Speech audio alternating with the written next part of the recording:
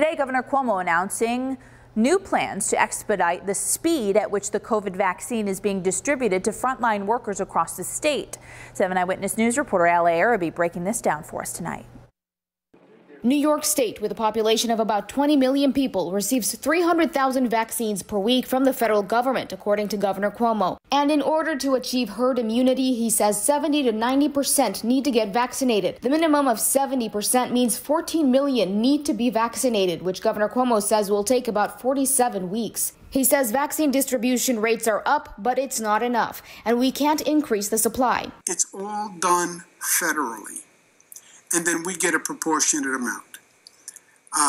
What we get, we have to get into people's arms. Cuomo says the population of healthcare workers, those in Group 1A who have been vaccinated, is too low. And what we're going to do is add new distribution networks to supplement the hospitals. This will include private doctor networks, county health departments, ambulatory centers, and the pharmacy network. There are about 5,000 of them in the state. We have 1,200 pharmacies that are already committed and will be ramping up next week. In addition, 500 pharmacies will be online next week. Cuomo says low vaccination rates are because some hospitals aren't doing a good job of distributing the vaccine. He said earlier this week that Olean General Hospital's rate was 28%. We are not at 28% at Olean General. Director of Marketing and Communication Dennis McCarthy says Olean General is at 87% as of Thursday, and says other hospitals are voicing concerns over the inaccuracies in the state's vaccine reporting system.